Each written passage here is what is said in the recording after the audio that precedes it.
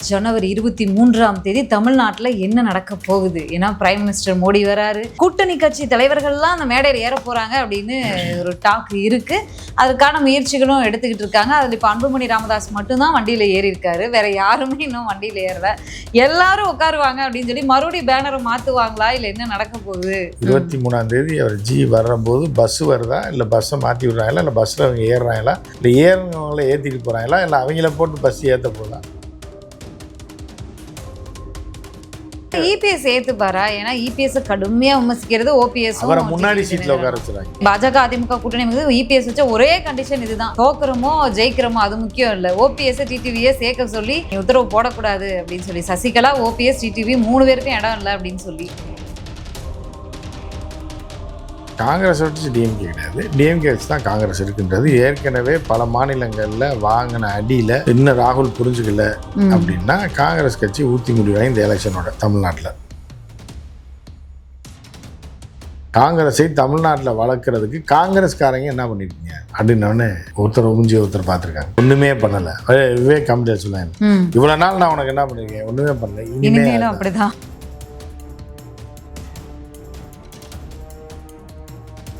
நேர்களுக்கு வணக்கம். நிகழ்ச்சியில் சிறப்பு விருந்தினராக ஃபர்ஸ்ட் லைன் ஆசிரியர், மூத்த பத்திரிகையாளர் உமாபதி கிருஷ்ணன் இணைந்திருக்கிறார். பேசலாம். வணக்கம் சார். 2026 ஜனவரி 23ஆம் தேதி தமிழ்நாட்டில் என்ன நடக்க போகுது? ஏன்னா பிரைம் மினிஸ்டர் மோடி வராரு, கூட்டணி கட்சி தலைவர்கள்லாம் அந்த மேடையில் ஏற போறாங்க அப்படின்னு ஒரு டாக் இருக்கு.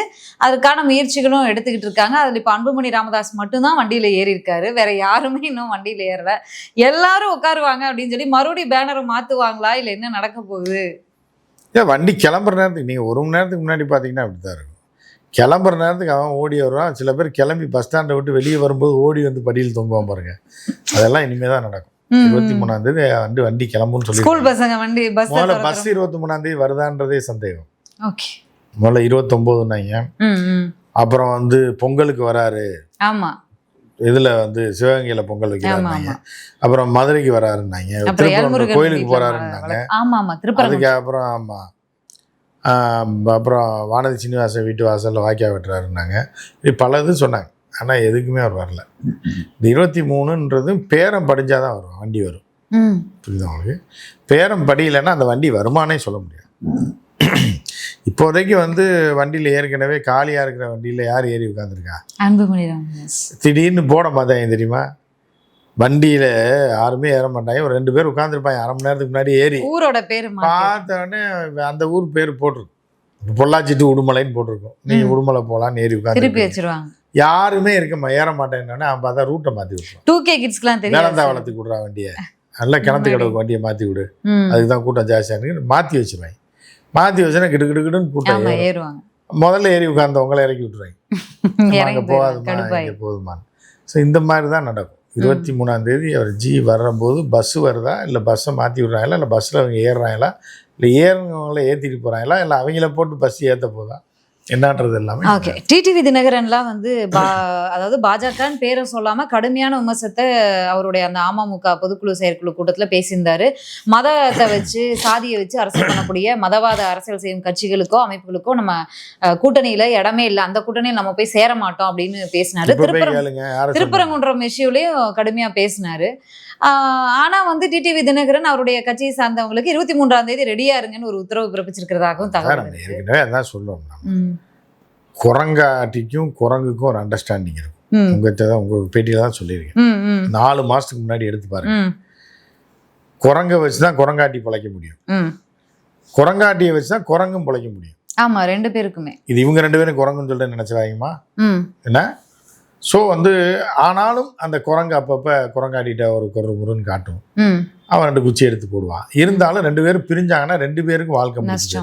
புரியுதா? இந்த குரங்கு இல்லைன்னா குரங்காட்டி குடும்பம் அவ்வளோதான் காலி.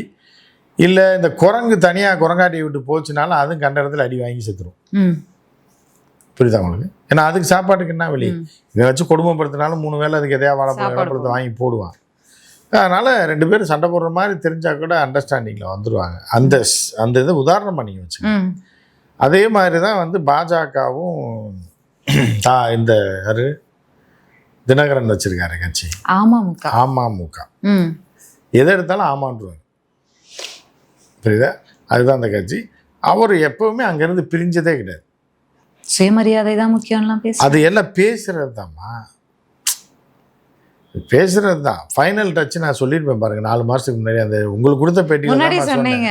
தேர்தல் போது எல்லாம் வண்டி கிளம்பும் போது ஏறிடுவாங்கன்ற இதே உதாரணத்தை சொல்லிடுவேன். மோட்டரில் வண்டி நிற்கும், 10 நிமிஷம் நிற்க எல்லாம் சாப்பிட்டு வந்துருக்கேன்னு சொல்லுவான். எல்லாம் பிரிஞ்சு ஒருத்தன் பாத்ரூம் போவான், ஒருத்தன் டீ குடிப்பான், ஒருத்தன் தம் அடிப்பான், எங்கிட்ட போயிடுவாங்க. வண்டி கிளம்புதுன்னு ஒரு ஆர்ன் அடிச்சிங்கன்னு வைங்க, நாலாப்புறமும் வந்து வண்டியில் ஏறுவாங்க. புரியுதா? அதனால் நீங்கள் இடைப்பட்ட நேரத்தில் என்ன இறங்கி போனவனை காணா, இவன் அங்கே போகிறான் இங்கே போகிறான்ல, அந்த ஆர்ன் அடிச்சிங்கன்னா வந்துடும்.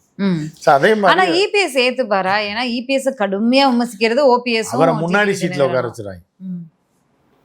ஏன்னா கூட்டணி பாஜக அதிமுக கூட்டணி இபிஎஸ் வச்ச ஒரே கண்டிஷன் இதுதான், தோக்குறமோ ஜெயிக்கிறோமோ அது முக்கியம் இல்லை, ஓபிஎஸ் டிடிவியை சேர்க்க சொல்லி நீங்க உத்தரவு போடக்கூடாது அப்படின்னு சொல்லி சசிகலா ஓபிஎஸ் டிடிவி 3 பேருக்கும் இடம் இல்லை அப்படின்னு சொல்லி. இது எப்படின்னா, இந்த காலேஜ் டூர்லாம் போகும்போது பசங்க சரக்கு வாங்கி வச்சிடும், பீர் கீர்லாம் வாங்கி வாத்தியாருக்கு தெரியாமல் ஏற்றிடுவாங்க உள்ள பின்னாடி சீட்டில். சார் வந்து சார் நீங்கள் முன்னாடி உட்காங்க சார், சார் நீங்கள் முன்னாடி உட்காங்க. ஏன்னா அவரை முன்னாடி உட்கார வச்சுட்டு இவங்க பாட்டு லைட்லாம் ஆஃப் பண்ணதுக்கப்புறம் சரக்கை போட்டு வந்துடுவான். அவர் பின்னாடி எந்திரிச்சு வரவும் முடியாது. அதனால் கடைசியில் பாருங்க தெரியும், வண்டி கிளம்புனதுக்கப்புறம் யார் யார் என்னென்ன பண்ணுறாங்க, வாத்தியாரோட நிலைமை என்ன, அவரால் இதை தடுக்க முடியுமா முடியாதான்றதெல்லாம் உங்களுக்கு வந்து 23ஆம் தேதி தெரியும். எல்லா பேரும் அந்த வண்டியில் இருப்பாங்க. இல்ல இப்ப ஜெனரலா ஓபிஎஸ் இருப்பாரு, தினகரன் நிறுத்துக்குள்ள கடைசி எப்படி சார் வந்து சேருவார் மறுபடியும்? ஜன்னல் வழியா ஏறி வருவார். பார்த்தது இல்லையா நீங்க?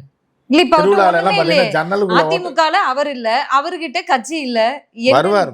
பாருங்க எப்படியாவது அந்த வண்டியில பின்னாடி படியில தொத்தினாலும் மேல ஏறி வந்துருவாரு வண்டி கிளம்ப. கடந்த முறை அமித்ஷா அவர்கள் வந்தப்ப கூட அதே ஹோட்டல்ல பக்கத்துல ரூம் போட்டு வெயிட் பண்ணாரு, பார்க்கவே முடியல அப்படின்னு. எல்லாம் கடைசி நேரத்துல பாருங்க எப்படி வருதுன்னு பாருங்க. இந்த நாடாளுமன்ற தேர்தலில் அதிமுகவோடு இத்தனை காலமாக பயணிச்ச அந்த சிறு கட்சிகளை எல்லாம் அண்ணாமலை அவர்கள் இழுத்துட்டு போய் அவர் நான் 11% வாங்கிட்டேன், 18% வாங்கிட்டோம், அதிமுக ஒன்றும் இல்லைன்னு அவர் இது பண்ணிட்டு இருந்தாரு. இப்போ அவங்கெல்லாம் வெளியில கிடக்குறாங்க. ஜி.கே. வாசன் கோவமா இருக்காரு பாஜக மேலன்னு ஒரு தகவல் உண்டு. இவங்களையெல்லாம் கன்வின்ஸ் பண்ணி கூட்டிட்டு வந்தா கூட ஒரு கூட்டணி அவங்க ஃபார்ம் ஆகி அவங்க பிரச்சாரம் பண்ணாதான் ஜி.கே. வாசனோட ஓட்டாகட்டும், இல்லை ஓபிஎஸ் அவர்கள் சார்பான ஓட்டாகட்டும், இல்லை டிடிவி சார்பான ஓட்டுக்கள்லாம் வந்து ஓகே நம்ம இந்த கூட்டணியில் இருக்கோன்னு வரும். கடைசி ஒரு 20 நாள் 30 நாள் முன்னாடி வந்து கூட்டணியில் போய் சேர்ந்து வேண்டா வெறுப்பா சேர்ந்து மிரட்டுறாங்க. வேண்டா வெறுப்பால எல்லாம் விரும்பி தான் செய்வாங்க, எல்லாம் ஒன்னாதாமா இருக்காங்க, பிரிஞ்சாதானமா இது பண்றதுக்கு எல்லாம். ஜான் பாண்டியன் கூட விமர்சிச்சாரே சார்.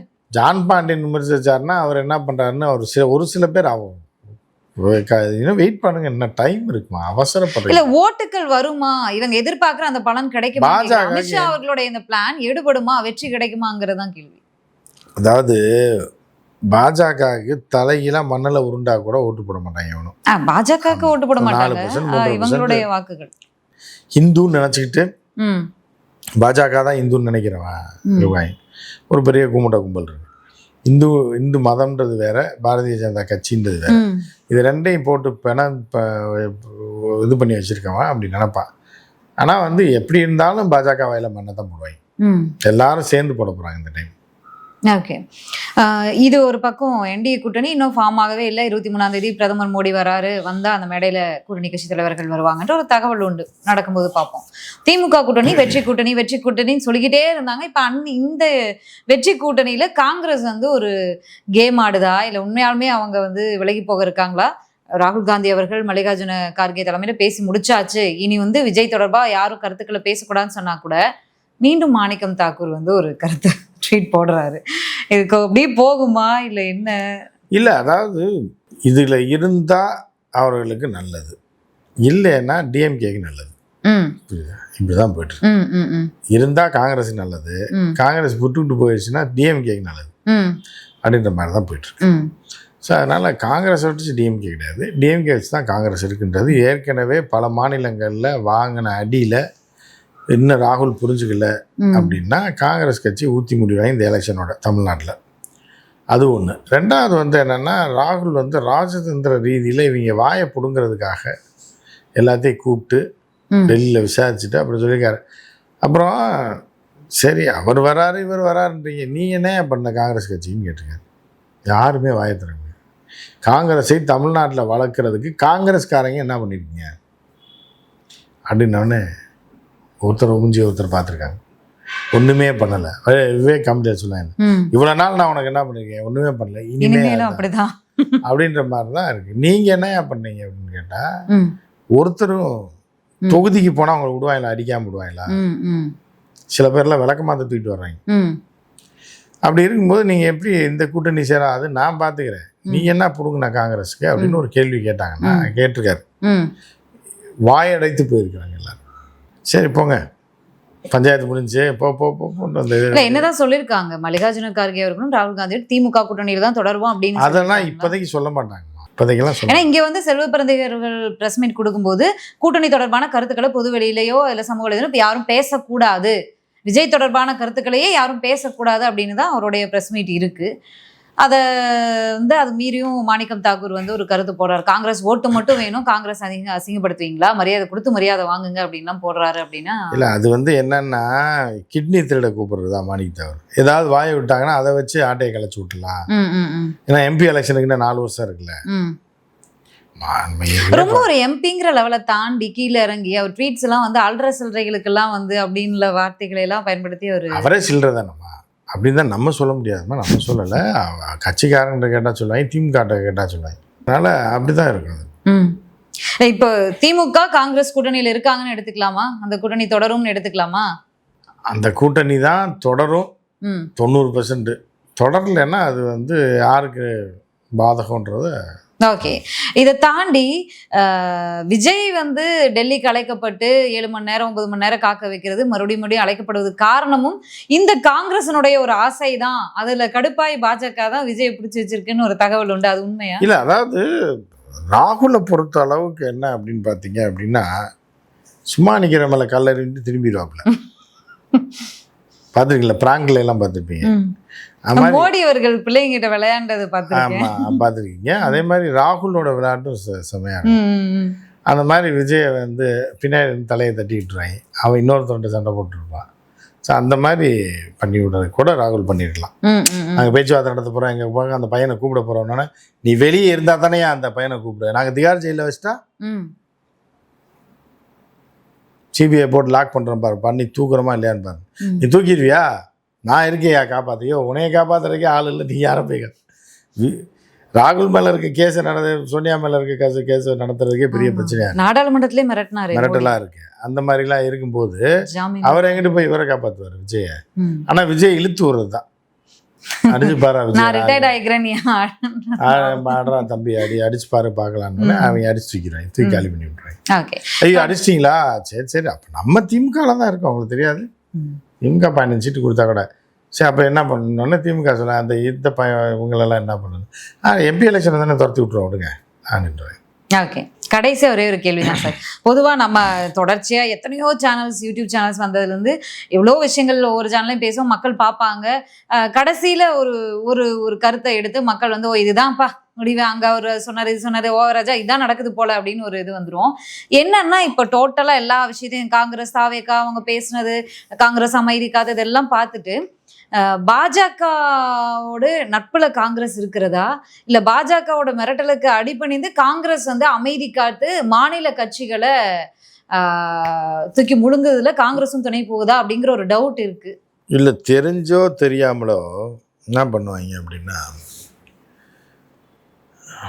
நம்ம நல்லா இருக்கணும்ன்றதுக்காக நல்லா பண்றோமோன்னு நினைச்சுக்கிட்டு அவங்க தலையில அவங்களே மண்ணை வாரி போட்டுருவாங்க. அந்த மாதிரி தான் இப்போ காங்கிரஸ், அகில இந்திய காங்கிரஸ் கமிட்டி செய்கிறது எல்லாமே பாஜக சொல்லி செய்கிற மாதிரி தான் இருக்கு. வெளியிலேருந்து பார்க்க நீங்கள் அழிஞ்சிட்டீங்க, இன்னும் அழிஞ்சிருங்க, நீங்களே அழிச்சிக்கிங்க அவங்கள, புரியுதா உங்களுக்கு? அழிச்சு நீங்கள் அப்படியே முடிஞ்சிருங்க, நாங்கள் மேலே வந்துக்கிறோம் அப்படின்ற மாதிரி. சரி, நாங்கள் அதே மாதிரி பண்ணுறோன்ற மாதிரி பண்ணுற மாதிரி கூட தோணுது. நாங்கள் உங்களுக்கு என்ன பேமெண்ட்டு, டிமானிட்டைசேஷனில் போன காசு தானே, அதை கூட நாங்கள் தரோம், நீ சும்மா பேர் கட்சி வச்சு நடத்திட்டு நீ பாட்டு ஃபாரின் சுற்றிட்டு ஜாலியாக இருங்க, இந்த இதெல்லாம் இங்கே பண்ணிங்கன்னா நாங்கள் அங்கங்கே வளர்ந்துருவோம்னு சொல்கிற மாதிரி தான் இருக்கிறதா டெல்லியில் வட்டாரங்கள் பேச்சு.